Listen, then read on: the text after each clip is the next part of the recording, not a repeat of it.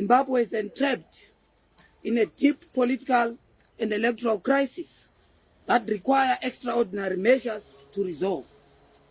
Today, the Citizens Coalition, as led by Advocate Nelson Chamisa, met collectively under the National Citizen Assembly to look into the crisis that is bedeviling our country and come up with a sustainable way forward and resolution. We believe as citizens, as the citizens movement, we believe without doubt that the election on the 23rd of August 2023 does not reflect the true will of the Zimbabwean people. The election was flawed, the entire process was shambolic and illegal. We have emerged out of this crisis as a people because of the failure of the Zimbabwe Electoral Commission to hold a free, fair, and credible election. All the stakeholders that have observed this election have condemned the Zimbabwean election, the pre-electoral environment, the election itself, and the post-electoral environment that we are in today. This election failed by all standards to meet the requirements of the law of our country, which is the Electoral Act and the Zimbabwean Constitution read together. It failed to meet the standards as articulated by SADC, the African Union, the European Union, and all the observers that were observing this election.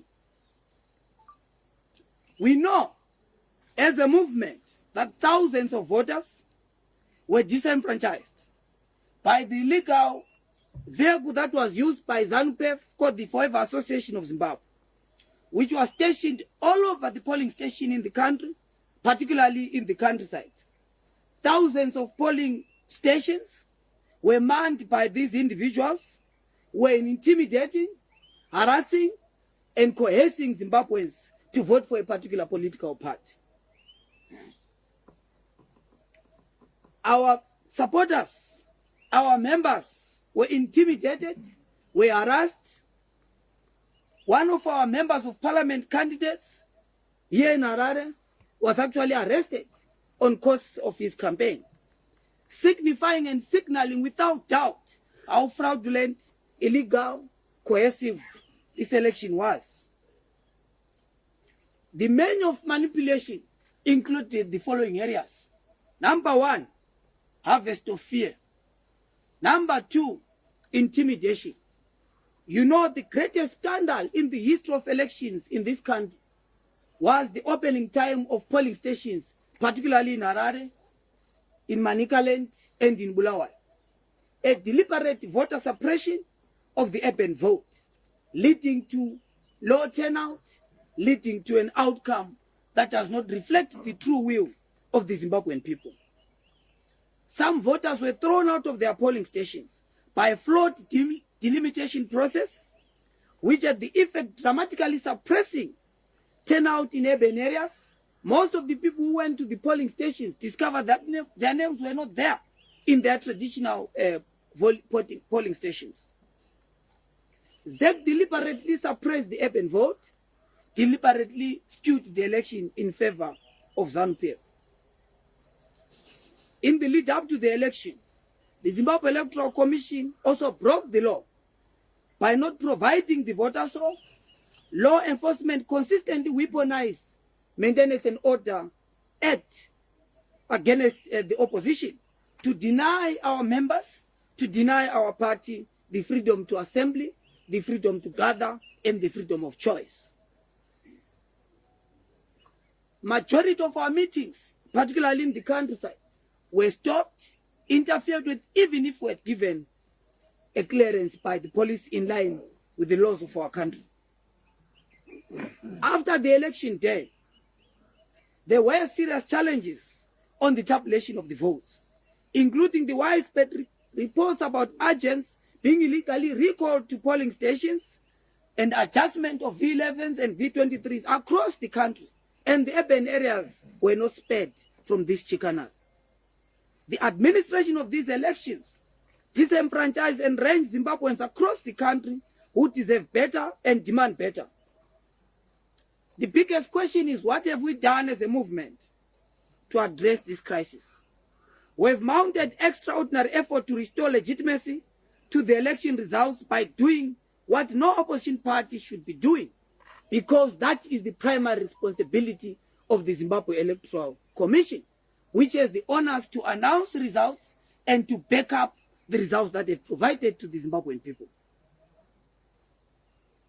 Thousands of our volunteers and supporters have risked violence and gone extraordinary strength and personal expense to collect and return original copies of the V11s across the country, each of them willing to pay the price for the safety of making sure that we have our own parallel voter tabulation, which reflects the will of the people. We know that hundreds and thousands could not make it because of these barriers that we have articulated. What do we do to resolve this crisis? That is the biggest question, fellow Zimbabweans. It is clear, it is non-negotiable, that we cannot settle for any leader in Zimbabwe who lacks the true democratic will of the Zimbabwean people.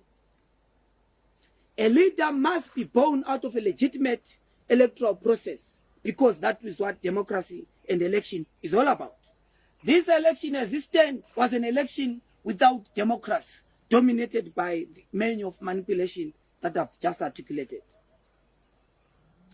A true democratic mandate can only be derived from freely expressing Zimbabweans through the power of the ballot. And therefore, any president that must be inaugurated must be born out of a free, fair, and credible election. Therefore, the only resolution and way forward articulated by CCC for avoidance of doubt and confusion is that Zimbabwe needs a fresh and broad and proper election to exit the current crisis.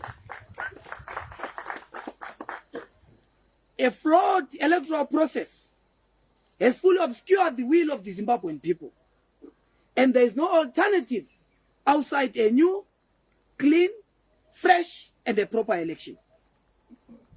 Only that can give Zimbabwe an exit out of the vicious cycles of disputed election that have been dominating our body politic since 1980. Fellow Zimbabweans, every Zimbabwean, no matter whom they support, has an absolute and sacred and sovereign right to know that the government which taxes them, the government which polices them, which commands their military and manages the affairs of their state, is chosen freely, equally by all Zimbabwean people. In the current political crisis, the only way this sacred right can be fulfilled, the only way we can resolve the current predicament that we're facing as a people, the Citizens Coalition for Change, as led by Advocate Nelson Chamisa, has assessed the situation and has made this following clear and emphatic demand: that to exit and restore democracy and legitimacy in our country, we are going to settle for less, none other than a free, fair, credible, and a proper election in our country. Now, the biggest question that faces Zimbabwean society right now is, how do we achieve this desired end? How do we, to put it differently, restore legitimacy in our country? Our answer to all Zimbabweans and Africans at large, the solution lies in calling upon our African brothers and those in the region, particularly SADC, the African Union, to help us to facilitate, to mediate, to scaffold, and more importantly, to guarantee a process that will lead our return to legitimacy in the shortest period of time. Fellow Zimbabweans, this is our position as the Citizens Coalition for Change. And if there are any few questions, I'll take a few questions before we proceed. Thank you. I just want to understand, your solution is just to call for Africa and SADC to do something and nothing else. Is that your solution? We have made it very clear, thank you for that question, that Zimbabwe faces a legitimate question. And the solution to resolve that crisis is that Zimbabwe must be able to go back to the road to democracy and legitimacy. But to do so, we must ensure that we sit down and scaffold the process by SADC, by the African Union, that guarantees Zimbabwe to have a free, fair, and credible election. So this election that was just coming from was a flawed process in its entirety for avoidance of doubt. And the solution, to put it very clear, is to have a fresh, free, fair, and credible election. Thank you very much. Does it mean that you are abandoning the agenda of putting ZEC on the line, demanding a recount of the election, of the votes? There's also been talk of you taking ZEC to the courts. The Zimbabwe Electoral Commission failed in the following respect. Number one, it failed the credibility test. Number two, it failed the transparency test. Number three, it failed the professional test. And therefore, ZEC failed its fidelity to the Zimbabwean constitution, and ZEC must be disbanded. And a credible player, a professional player, scaffolded by regional and international players, is the only way to have a free, fair, and credible election in this country. Does it mean you are no longer engaging ZEC going forward? ZEC has failed this mandate. Zimbabweans understand that.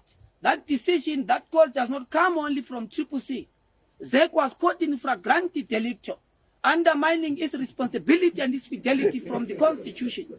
Zimbabweans across the political divide have this particular consensus, have the conversation with members of the church, talk to the clergy, have conversation with members of the civil society, whose facilitation of having a parallel voter tabulation, despite the commitment by ZEC, had their offices being raided. So that is a sign that Zimbabweans across walks of life have this consensus at this particular moment. Go and talk to other political parties. And that's why we have said we have to make sure that as Zimbabweans, not just CCC, but as Zimbabweans, we must make sure that a new and fresh process can give a mandate. Because for the past years, Zimbabwe has been moving with a disputed state, with a contested state. And that's why you see all the social and economic crises that have been delving our country because of a contested leadership. What happens People see is it going to court? like yourself who are elected? Are you not going to accept the results as well, or this is only a time for the presidential? We have made it very clear that the entire election in this country was flawed. The entire election in this country was illegal. The entire election in this country, I'm not so sure which language should I use to put it unequivocally, that the election in this country was flawed in its entirety and in total, and CCC has rejected the election, and the solution is holding a new, fresh, and proper election in this country. You're not taking the court? The course that we are going to take is a collective course that does not only include CCC, that is including every player which was affected. You know that some of the candidates to other parties were not allowed to participate. You know of the presidential, one of the presidential candidates, Xavier Kasukwere. His name was not on the ballot. That's why we have said the flawedness of the process is not only on the announcement of the results. It is on the pre-electoral cycle, during the election, and post the election. How do you intend to... Are you going to court? We are going to employ all the necessary measures at the right time that answers our roadmap. What we have articulated and resolved right now for avoidance of doubt is that CCC, number one, rejects the election in total. Number two, CCC as a movement is very clear that the solution from this crisis is a process that is scaffolded, guaranteed by SADC and the African Union, that will lead us into a genuine, free, fair, and proper election. In the event that what you are vying for fails, what are you going to do? I don't know if you're a prophet, but we'll deal with it as we go. Yes. You have a few days left before the court process procedure. I don't know what way is the rerun coming from. We've said there must be Want another election, and what if ZANU-PF refuses to go for another election? They will always refuse. They have their own, their party, and I'm sure you have access to that party. I don't speak on behalf of ZANU-PF. I speak on behalf of the dejected masses of our people, the oppressed. That is what CCC represents. We are not worried about the interests of other players. We are worried about the interest of Zimbabwean people, the ordinary people whose will was stolen in this particular election. Yes, Ruben. You have 7 days to challenge in court. Are you going to take any challenge to court? Are you going to court, Ostallos? What is your appetite with the legal rules, my brother? Yeah. We have set our position as a movement that we said we need a new, fresh, and proper election in this country, whose process is scaffolded by SADC, by the African Union, and all the interested parties in the democracy of our country. Yes, Rutendo? I was saying, how do you get SADC and AU to mediate in this crisis and go for a fresh election when Zimbabwe says it's a sovereign country? And question number 2, have you already communicated with SADC and African Union, or this is just your position as a party? Look, I'm sure Rutendo is a student of international relations. You understand that Zimbabwe does not work in isolation. It exists. And I'm sure that our friends in ZANU-PF understand that very well. And that the mantra, Zimbabwe has been isolated from the international community, thanks to exhausted political rhetoric that has caused problems and suffering for our people. What we need right now is not further isolation of our country. We need to make sure that we engage with our friends and brothers in the region. Zimbabwe is a burden to South Africa. Zimbabwe is a burden to different countries in the world. What we must do is to sit down as Zimbabweans, make sure that we resolve our domestic problem, but we have to have our friends. SADC is mandated, and I'm sure you understand that its creation and its responsibility is helping Zimbabweans, helping member states to resolve such political crisis, because we have to have a sustainable solution to the trouble that is bedeviling our country. Mrs. Siziba, are you going to court? We have seen circulation of papers be circulating, attempting like you want to go to the court to challenge the presidential vote. In very clear terms, are you going to court challenge the presidential vote, or you are abandoning that route? Yes or thank no? you very much. CCC is very clear in terms of its resolution.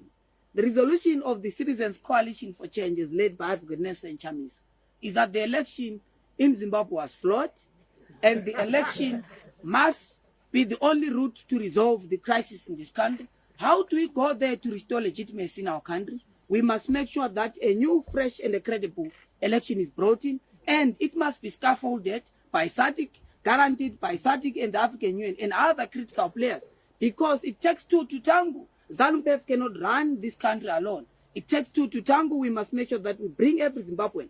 And our process, my brother, so that we don't put the cart before the horse, it will include a lot of conversation with the Zimbabweans domestically.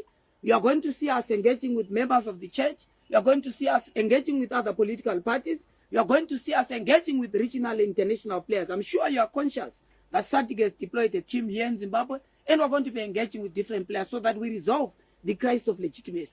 And that crisis is born out of a stolen election.